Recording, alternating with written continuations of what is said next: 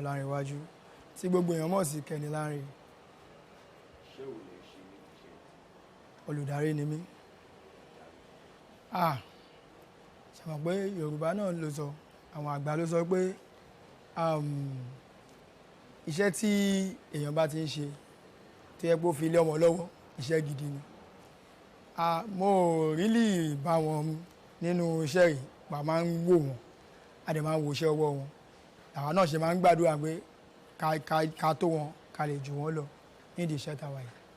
Iṣẹ́ gidi ni wọ́n ṣe, a dẹ̀ dúpẹ́ lọ́wọ́ wọn. Iwájú tó dojúkọ kò ní bàjẹ́, ẹ̀yìn tó dẹ̀ fi sílẹ̀ kò ní dàrú. Lára àwọn ọmọ tí wọ́n kọ́ iṣẹ́, ara iṣẹ́ tí wọ́n fi sílẹ̀ táwa bá ní bọ̀dá Muyideen Sásílì, then Ṣeun Láyà, most especially Ṣeun Láyà lèmi àti ẹjọ́ ṣiṣẹ́ jù láti ìgbà tí mo ti jẹ́ akọ̀wé ìrántí táwọn olóyìnbó máa ń pè ní continuity.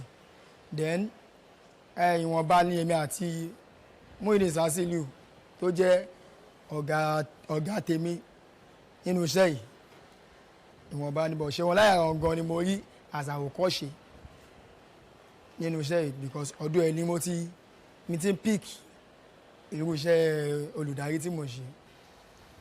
Ó ní ọjọ́ kan tí mo kọ̀dá wà pé ìgbà tí mo bá bọ̀dá Muyideen Sásílì torí Ṣeun Láyà náà ẹ̀gbọ́n ló jẹ́ sí mi, tí mo wá wọ̀n pé generation wo làwọn eléyìí ti wá because ẹ mọ̀ pé ibì kan lèèyàn ti máa bẹ̀rẹ̀. Wọ́n wò pé àwọn nǹkan tó ń ṣe easily tó rọrùn fún wọn láti ṣe, báwo lè ibi lọ ti ń jẹ́ ni mo ṣe wá píkì bàbá wa Yomi Ogunmola ẹ máa iṣẹ́ gidigidi lẹ́ṣẹ̀ o. So because tọ́wọ́ yẹ káwọn náà àwọn náà túra wọn kọ́, wọ́n ṣe káwọn náà àwọn náà túra wa kọ́ la fi ń meet up lẹ́nìí.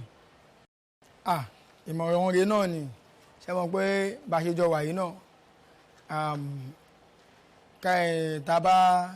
tá bá rìn kápọ̀ ó máa ń yẹ ìyàn náà ni. Inú mi á dùn gidi gan even láti tún mọ̀ wọ́n jù bẹ́ẹ̀ yẹn lọ, màá welcome wọn.